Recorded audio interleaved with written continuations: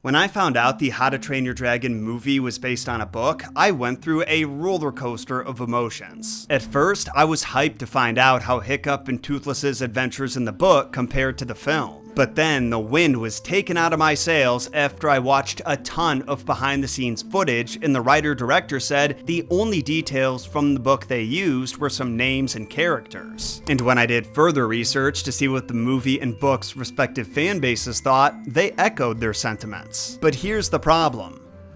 I disagree. I read the original book by Cressida Crowell, and while the two Hiccup stories do go in different directions, they have a lot in common, and ultimately end up in the same place. Now to be clear, I am only talking about the first installments of each series. As soon as the sequels enter the chat, it's a very different conversation. With that said, I'm honestly surprised that so many obvious seeds of inspiration have been overlooked. From the story's themes of finding your place and the struggle between tradition and progress, specific personality quirks, even their final showdowns have some serious similarities. So that is what we're doing today. Comparing, contrasting, plus a little bit of ass blasting. My name is Jon Solo, and I'm sorry you had to witness that. Now let's dive into the messed up origins of How to Train Your Dragon.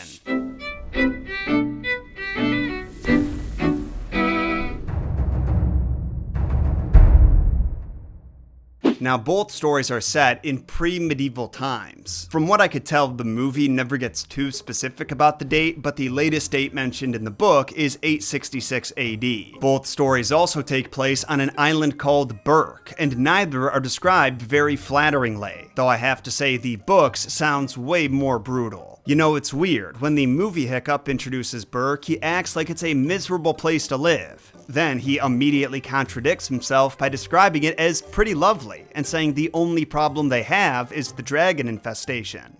This is Berk. It's 12 days north of Hopeless and a few degrees south of freezing to death. It's located solidly on the meridian of misery. We have fishing, hunting, and a charming view of the sunsets. The only problems are the pests.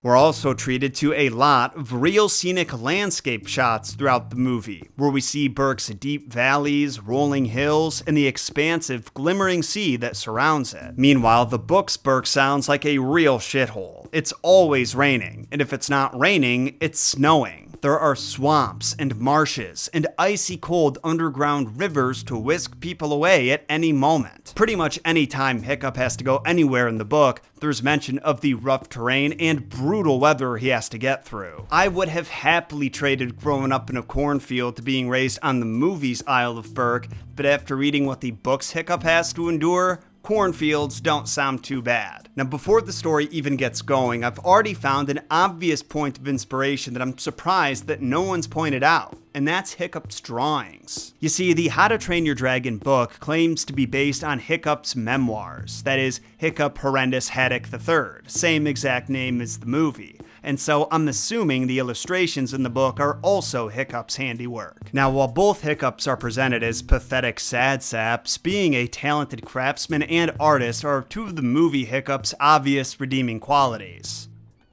Thank you for summing that up. He's basically a master at both, but those skills are underappreciated by his tribe. On the contrary, the book Hiccup is not a master blacksmith, and his drawings are all hot garbage. Basically every single one. I'm pretty sure they're intended to look like a kid or a blind monkey made them, and mission accomplished. Like, honestly, whatever that was that Toothless drew in the movie was leagues better than the book Hiccup's illustrations, and you saw how that trash turned out. But my point is that both versions of the story heavily feature drawings by the protagonist. And once the story actually starts, we find even more similarities, but there are some major differences too. In the movie, the dragons are presented as pests and the only major threat to the citizens of Berk. And the plot revolves around Hiccup befriending a Night Fury, one of the most feared dragon species, and proving to his fellow Vikings that humans and dragons can be allies rather than enemies. By the end, the dragons are fully integrated into Berk's way of life. But the book starts out with this being the case. Gabber, who like the movie oversees the Viking initiation program, tells us that each Viking actually has 2 dragons, a small one that they hunt with and a larger one that they ride into battle. He also says lesser humans train hawks to hunt for them, horses to carry them. It is only the Viking heroes who dare to tame the wildest, most dangerous creatures on Earth. So as you can see, the book's dragons are still feared and recognized as insanely dangerous, but the Vikings have already figured out how to control them. Or so they think. I don't want to spoil the book just yet, but Hiccup does go on to teach his fellow Vikings some important lessons when it comes to being a dragon master. Sorta like how he changed the perspective on dragons in the movie. The book opens on Hiccup's first Viking trial. He and 9 other wannabe Viking lads are instructed by Gabber to sneak into a nearby dragon cave and bring back a small sleeping dragon in their baskets. So Hiccup and the initiates all enter the cave, which is a long tunnel full of at least 3,000 dragons.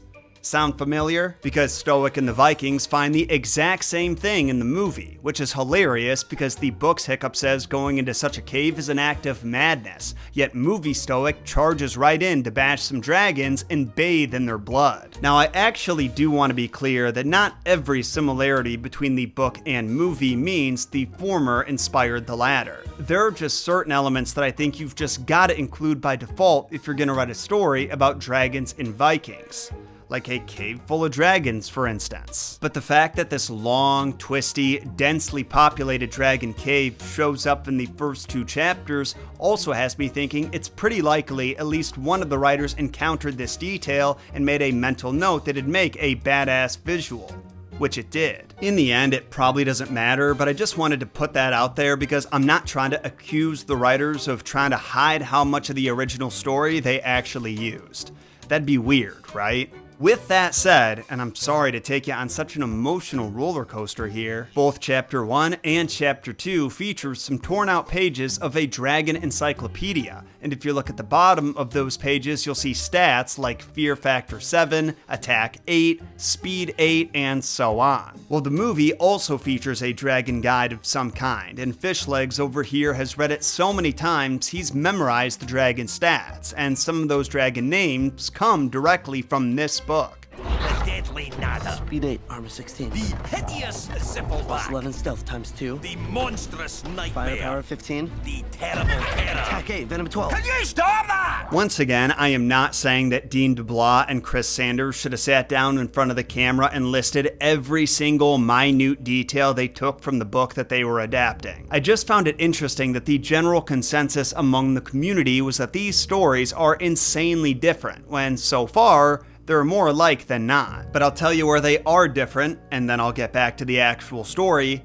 The Viking initiates. Some of the same names are used, like Snotlout, Fishlegs, and Toughnut, but the characters have only the smallest amount of overlap. They're also all boys, no Astrid to be found. Like the movie, Book Hiccup's dad, Stoic the Vast, is Chief, so Hiccup's gonna be Chief one day. But unlike the movie, he has a rival in Snotlout, his cousin, who's entitled to the throne if Stoic doesn't have any heirs. That doesn't really end up coming into play in the story, but I think it's added motivation for Snotlout to hate Hiccup, because Snotlout is your quintessential Viking prince. Think Bjorn Ironside from Vikings. And at first glance, he seems like he would be the next chief. The only thing that the book and movie Snotlouts have in common is that they're both douchebags. I'm moving into my parents' basement. You should come by sometime to work out. You look like you work out.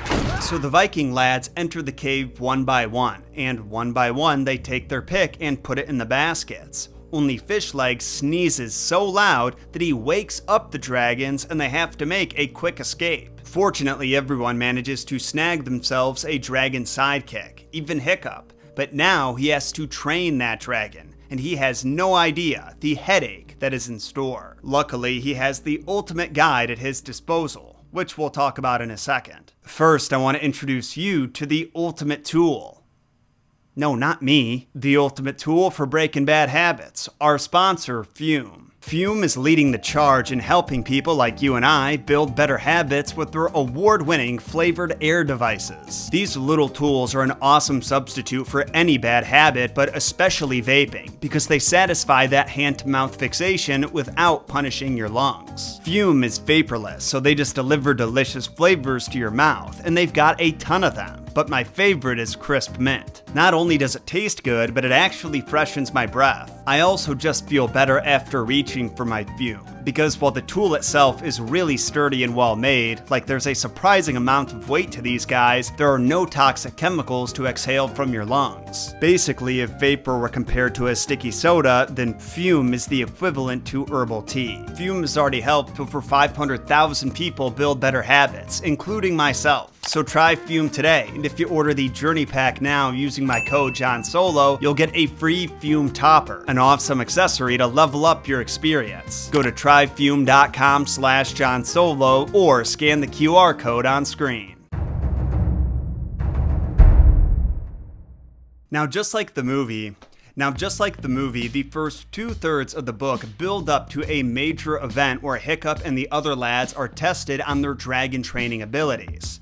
Well, in the movie, it's dragon slaying abilities, but the tension leading up to said event comes from different places. In the movie, Hiccup shoots down, then befriends a dragon that he names Toothless, and he uses their time together to better understand dragon psychology. He learns how to calm them down, rile them up, and they develop such a strong bond that Toothless trusts Hiccup to fix his broken tail, allowing them to fly together. Of course, his fellow Vikings think his new talents make him a natural at dragon slaying, not dragon training. So even though he's the big man on campus now, he still feels like a fraud. And when he does finally reveal the truth and declare that humans and dragons can be allies, the tension with his dad that's been simmering throughout the movie finally boils over. Stoic is also the chief in the book, and just as different from his son as the movie Stoic. But he and Hiccup's conflict over their differing worldviews plays out very differently, and is a lot darker. But we'll get to that. To satiate your morbid curiosity in the meantime, I'll tell you that any kid who fails the dragon initiation test is exiled from the tribe and has to live outside of tribe territory, meaning that they'll almost definitely freeze to death, drown in a swamp, or get eaten by cannibals. What do you mean that's not enough? You want them to get audited? Now, as you can imagine, the methods that Viking used to train their dragons and get them to comply were crude, and I can sum them up in one sentence that the book conveniently provides for us. Because there is a book called How to Train Your Dragon within the How to Train Your Dragon book. It's very meta, and written by a Viking whose only piece of advice was to yell at the dragon. It's not the most helpful guide, but Gabber elaborates and explains that dragons are inferior creatures who we yell at because they might get arrogant if they're talked to respectfully and stop listening completely. They're tricksy and need to be kept in their place. It sounds kinda harsh, but this perspective is actually validated later on when the dragons abandon their masters during a crisis. More on that later. As you can imagine, a wimpy, shrimpy little guy like Hiccup doesn't have the most intimidating presence, so he has a real hard time getting Toothless to listen to him. But to be fair, Toothless is a little shitbird, and I mean that literally, because he actually poos on Hiccup more than once. And that would have been a real problem if he was as big as the movie's Toothless, but he's a shrimp. Where most of the other hunting dragons are the size of Labradors, Toothless is compared to a Highland Terrier. That means he was maybe a foot long, or 30 centimeters, and 20 pounds at the most, or 10 kilograms. He's also the most common breed of dragon, although Hiccup lies to impress his dad and calls him a toothless daydream. Now, like movie Hiccup, the book Hiccup is a very thoughtful character. He likes to observe and study, and by dragon watching, he's developed some theories about what motivates them. He suggests gratitude, and then realizes that dragons are never grateful. We've established that he can't strike fear into anything. There's greed, so he could bribe them. He could also appeal to Toothless's ego and lavish him in compliments. He could motivate him by helping Toothless avenge a loss against an old rival, or he could tell him some jokes. You wanna guess which one works? Technically, it's all of them combined, but the first one that he has success with is jokes and riddling talk. which reminds me of Bilbo's conversation with Smaug. When he doesn't want to reveal his identity, he resorts to laying down compliments like he's a nice guy trying to get out of the friend zone with some sexy lady hobbit he's been crushing on since high school. And he describes himself in vague, riddling terms, which Tolkien claims no dragon can resist. Hiccup goes on to share more than jokes with Toothless, though. He shares his food and his personal space, even inviting him into his bed, and the two begin to develop a bond. Very, very, very slowly. While the movies Toothless and Hiccup also start off on a not-so-friendly foot, their friendship develops much quicker than in the book. But I think it makes sense considering how these versions of the characters had a mutual need for each other. Hiccup helped Toothless heal from his injury and fly again, while Toothless became Hiccup's first real friend and taught him that his strengths, intelligence, empathy, and ingenuity actually matter, something he'd never heard before. It's not so much what you look like, it's what's inside that he can't stand. But the book's Toothless doesn't really need Hiccup for anything. None of the dragons need their masters, quite honestly, but they get to live a more luxurious lifestyle if they comply, so some find it worth it. But here's where the adaptation deviates the furthest from the book, and I can't express enough how happy I am they cut this out because I think it would have made the movie so much worse. Listen closely and recoil in disgust with me. In the original How to Train Your Dragon story, dragons can talk. Oh! Ew! Dude! What the fuck? I know, I'm as mortified as you are. Could you imagine how different the movie would be if Toothless spoke to Hiccup and was voiced by Kevin Hart? There's a reason that movies about pet monsters always have a language barrier, like The Iron Giant or E.T. It forces the characters to communicate in a more creative, raw, emotional way, with expressions and gestures and shared experiences. These are things that transcend speaking and can be understood by anyone regardless of their age or culture. Funnily enough though, written stories rarely follow the same rule. In fact, the oldest story I know about a boy befriending a dragon was written in 1898 and is called The Reluctant Dragon, and they speak in plain English to each other. Like all these pet monster stories, the main conflict in that one comes from the boy trying to convince his community that the outsider is not a threat. But to do that, they have to put on a big performance that ends with the brave knight, St. George, stabbing the dragon in a predetermined safe spot and then converting the dragon to Christianity. The How to Train Your Dragon book falls somewhere in the middle of the human-dragon communication spectrum. And what I mean by that is, while dragons do talk, it's only in their language, known as Dragonese. Which, no joke, reminds me of how Gungans talk. Some of the example phrases the books include are meaning my mother does not like to be bitten on the butt, and which roughly translates to no pooing inside the house, please. Now it turns out that Stoic, in his infinite wisdom, forbid the tribe from speaking Dragonese, so everyone's forgotten how to do it, except for Hiccup, who spent so much time observing dragons that he learned a few phrases. That's how he manages to bribe Toothless into compliance, with jokes, riddles, and compliments. But just like the movie, when the big day of Hiccup's initiation arrives, there's a lot of tension in the air, albeit for very different reasons. The movie's Hiccup is panicking over disappointing his dad and tribe by refusing to kill a dragon.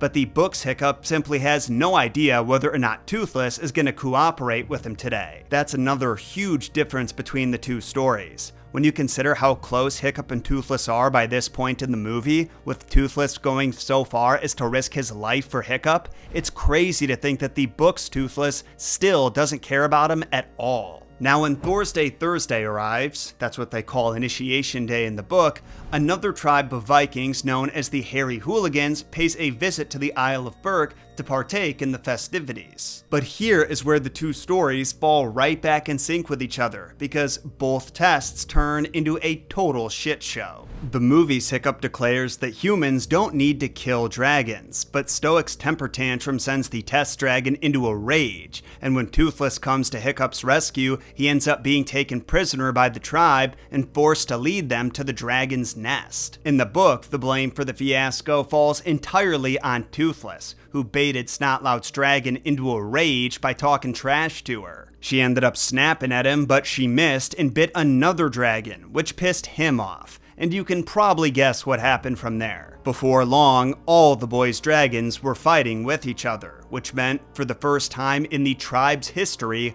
all of them failed and had to be exiled. This is also where the book Hiccup's tension with his dad boils over, similar to the movie.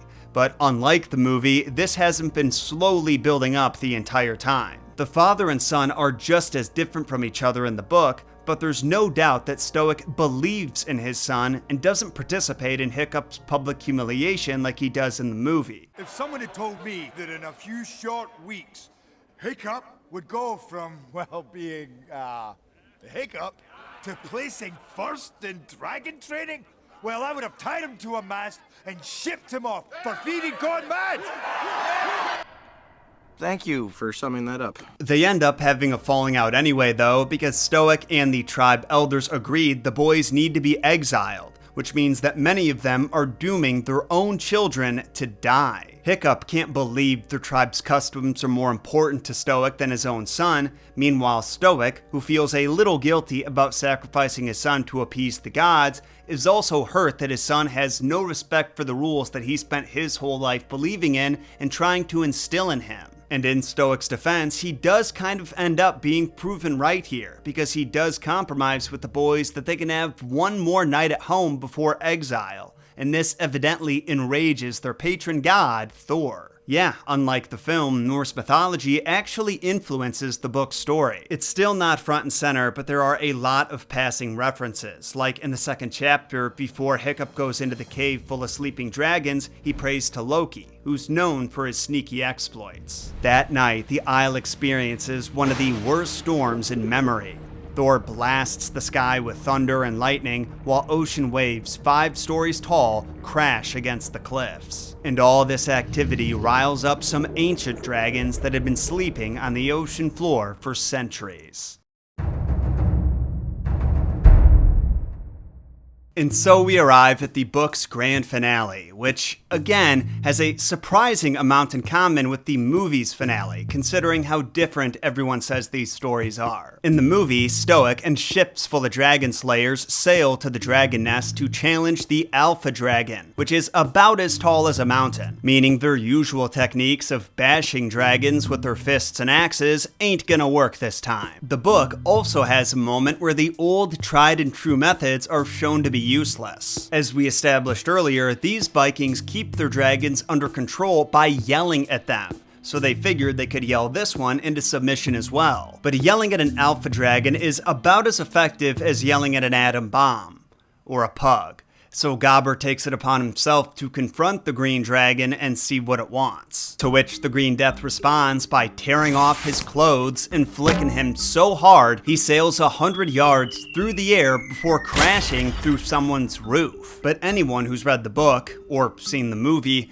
would not expect Gobber to be the best negotiator. Don't worry, you're small and you're weak. That'll make you less of a target. The man's not exactly a linguistic savant, but there is someone who is, and he happens to be the only Viking left who can speak Dragonese, Hiccup Horrendous Haddock III. Hiccup's confrontation with the dragon is probably where this book is at its darkest. We've got a kid who's like 14 at the oldest, coming face to face with the physical manifestation of death itself, hence the name. The Green Death. But interestingly, the author points out that Hiccup isn't really brave for doing this because he doesn't really have a choice. Either he dies when he talks to the dragon, or he doesn't talk to the dragon and they all die. Even still, I think it was courageous and worth praising him for. And now I fully understand why he isn't the dragon rider in this book.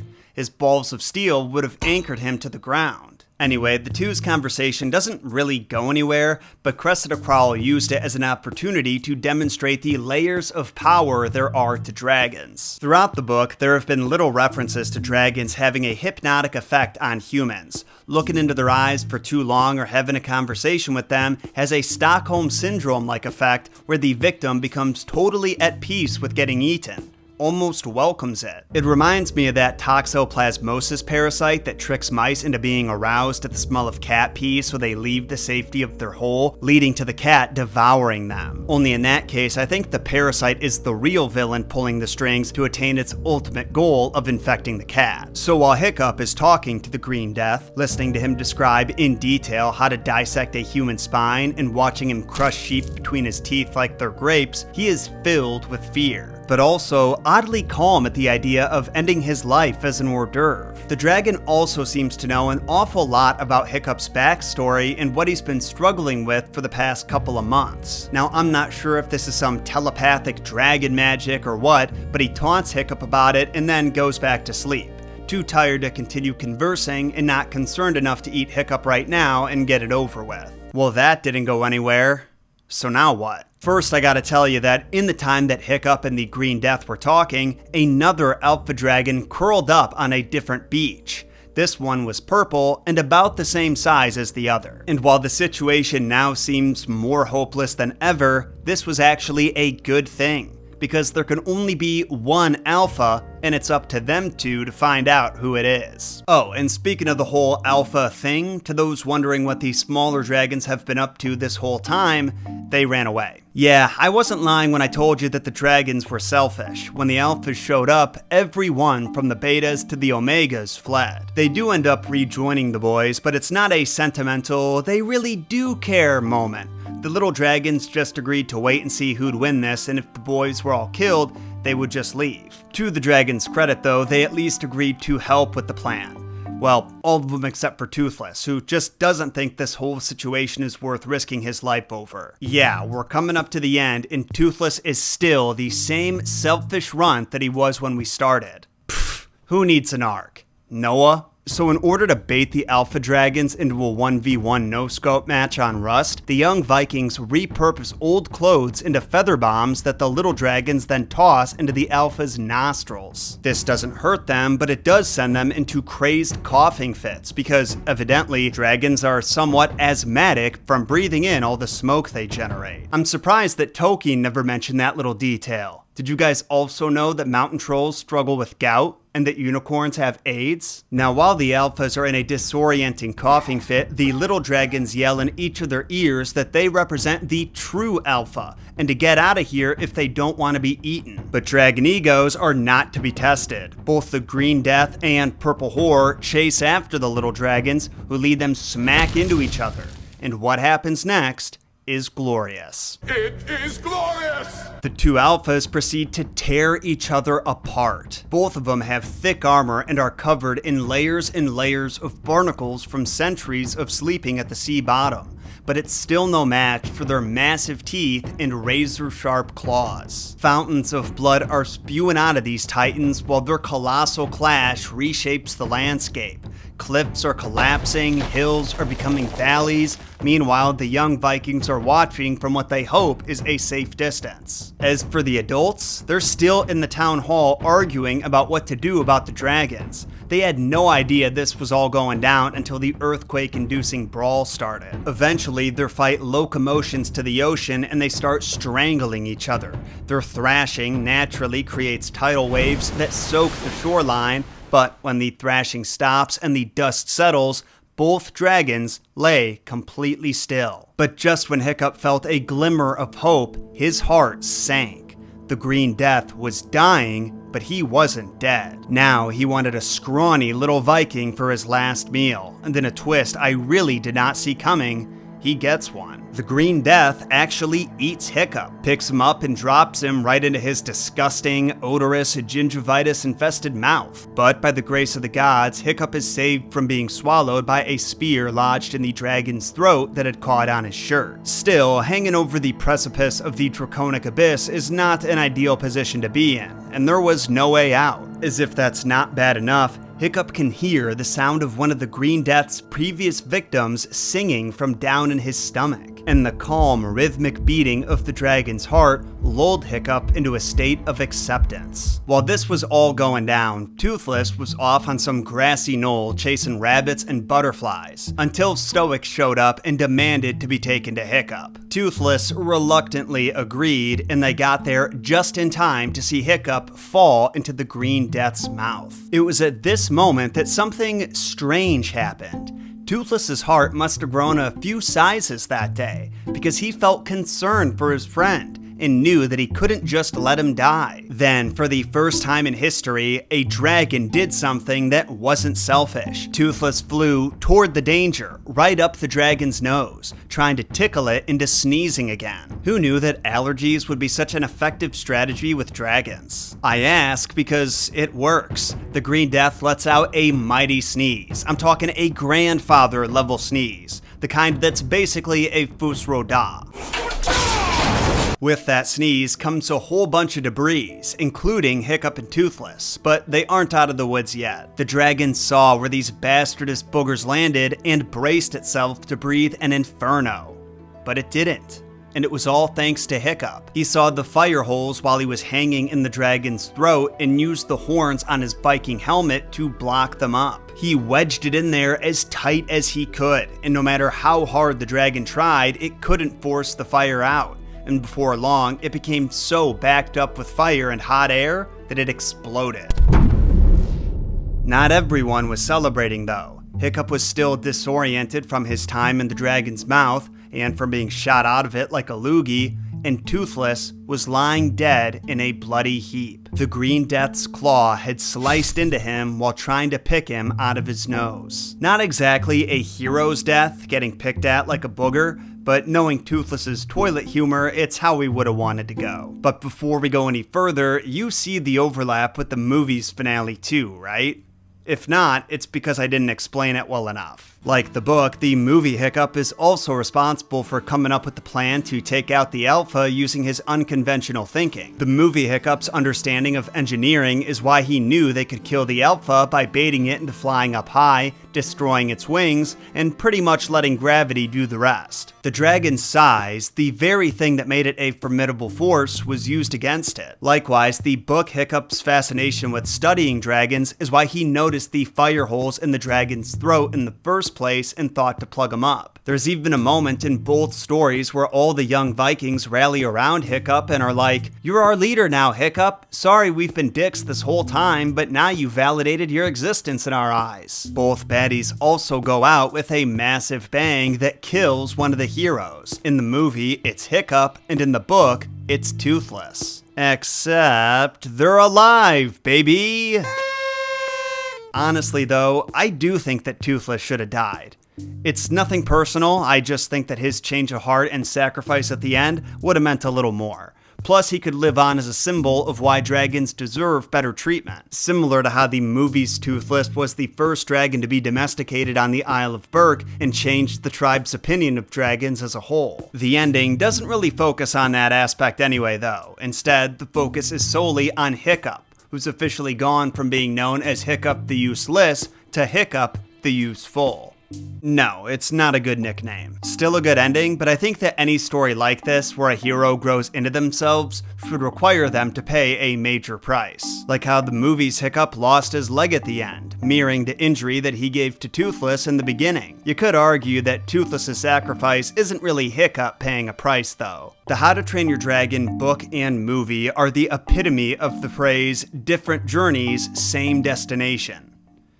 Which isn't really a phrase, but I'm almost 6,000 words into this script, so let me just have this one. Because the book and movie are as alike as they are different, and to echo what I said earlier, they end up in the same place. They're like twins that were grown in different wombs, which is a really weird thought. Both center on a scrawny, observant kid who refuses tradition and forges a new path with his dragon sidekick, proving himself by using his unique way of thinking to take down a big-ass dragon and save his tribe. And in doing so, both Hiccups learn the same timeless lesson, that being different isn't a weakness, but a strength. Even in a culture obsessed with brute force, brains and empathy have value, and the future often belongs to the ones who dare to think differently.